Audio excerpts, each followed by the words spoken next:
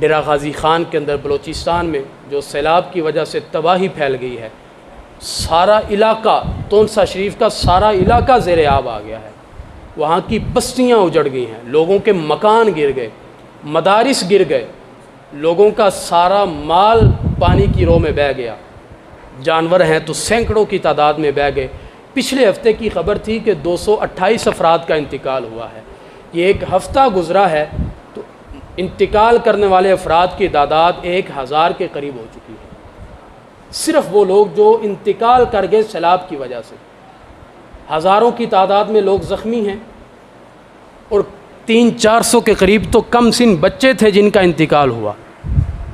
तो आज मुसलमानों के सामने ये सूरत हाल है कि हम अपने उन मुसलमान भाइयों के साथ हमदर्दी का इजहार करें, मोहब्बत का इजहार करें, और उस इजहार का एक तरीका ये है कि हम सैलाब ज़दगान की मदद के लिए अपना हिस्सा जमा करवाएं। पाकिस्तान की कई तंजीमात हैं, फलाही तंजीमें हैं, मजहबी तंजीमें हैं कि जो इस वक्त सैलाब ज़दगान की मदद के लिए वहाँ पर पहुँच चुकी हैं। और अगर हम रियासत के साथ उन फलाही तंजीमों का कंपैरिजन करें तो ये बात समझने में कोई दुश्वारी नहीं होगी कि हमारे हुक्मरान आज भी ख्वाब खरगोश में सो रहे हैं।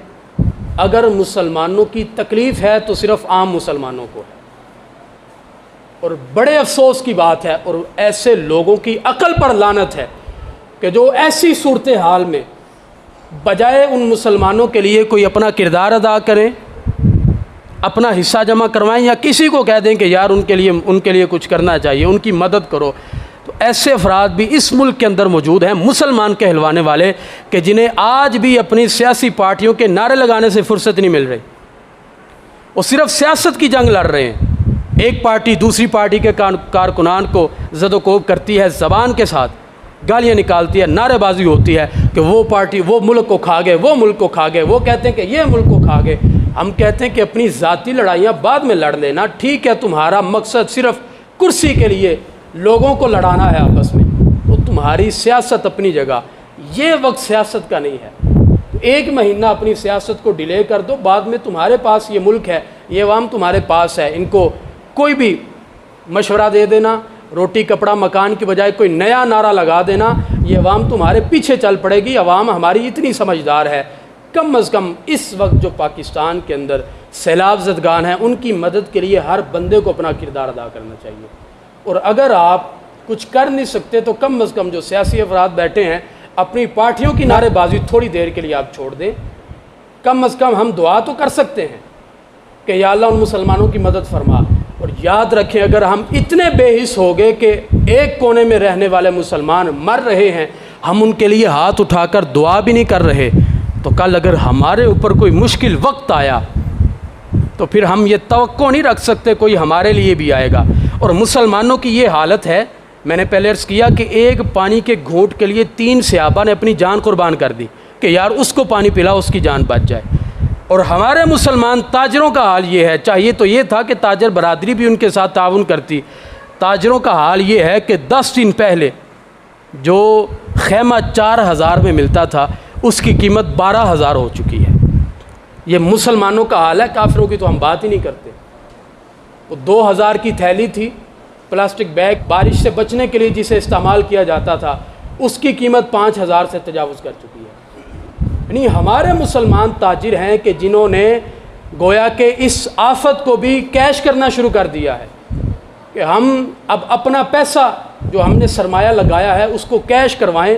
लोगों की मजबूरियां हैं तो हम मजबूरियां ख़रीदें, मदद करने वाले तो मदद करेंगे, तो हम अपना सामान महंगे दामों फ़रोख्त करें। ये हाल हमारा है। हम मुसलमान हैं, हमें ज़रूरत है अपने असलाफ़ को पढ़ें और उनकी सीरत पर अमल करें। हज़ारों की तादाद में बोरियां थी जिनके अंदर गंदम थी, बारिश की वजह से वो सारा बीज बन चुका है, सारा वो गंदम सारी ज़ाया हो चुकी है।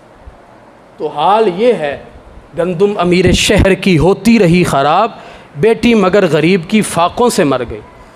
लोगों को खाने के लिए कुछ नहीं मिलता और यहाँ पर लोगों को परवाह ही नहीं है कि हमारे मुसलमानों की सूरत हाल क्या है। पहले फ़लस्तीन था, बर्मा था, हमें परवाह नहीं। कश्मीर के अंदर जुल्म हुआ, हमें परवाह नहीं।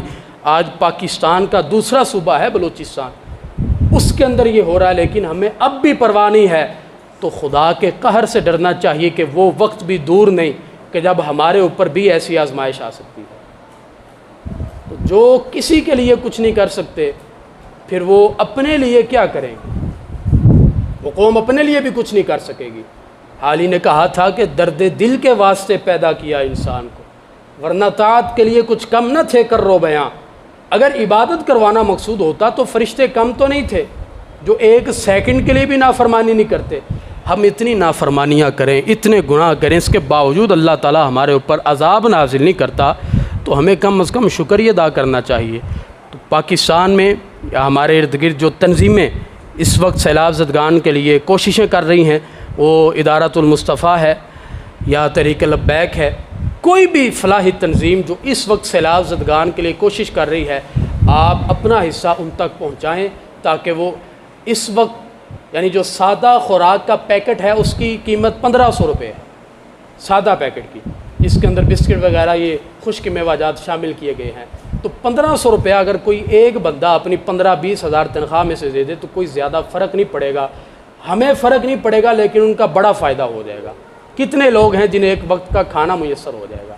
कोशिश करें जो फलाही तंजीमें हैं उनके साथ रब्ता करके अपना हिस्सा जमा करवाएं। अगर आज ख़ुद कोई बंदा उनकी मदद कर सकता है तो आप ख़ुद करें, और ये इस वक्त इम्तिहान है, ये बात ज़हन में रख लें। इसी बात पे गुफ्तगू ख़त्म करते हैं। आज हमारा इम्तिहान है कि हम मुसलमानों के लिए कितनी मदद करते हैं, उनके लिए क्या जज्बात रखते हैं। अगर हमें फ़िक्र नहीं है तो फिर आने वाले वक्त के लिए हमें तैयार हो जाना चाहिए कि जब हमारे लिए कोई दुआ भी नहीं करेगा। सबसे कम तर जो दर्जा है इस वक्त वो ये है कि हम हाथ उठा के दुआ करें, या अल्लाह एक तो उनके लिए आसानियाँ पैदा फरमा, दूसरे जो जहाँ जहाँ भी उनके लिए मदद कर रहे हैं, ताउन कर रहे हैं, उनके मज़ीद हौसलों के अंदर, अज़म के अंदर, हिम्मत के अंदर पुख्तगी अता फरमा कि वो इसी तरह मदद करते रहें। हम उनके लिए दुआ कर दें, यही हमारे लिए काफ़ी है। अगर कोई मदद कर सके तो मदद करे, वरना दुआ हर नमाज के बाद जब भी मौका मिले दुआ करें कि या अल्लाह हमारे ऊपर जो ये आफत आ गई है सैलाब की सूरत में, हमें इससे निजात अता फरमा। हम इसको बर्दाश्त करने की ताकत नहीं रखते। हम दुआ करते हैं कि या अल्लाह तू मालिक है, तू क़हार है, हमें इस आज़माइश से निजात अता फरमा। अल्लाह पाक हम सब की दुआओं को कबूलियत अता फ़रमाए। व आखिर दावा अनिल हम्दुलिल्लाहि रब्बिल आलमीन।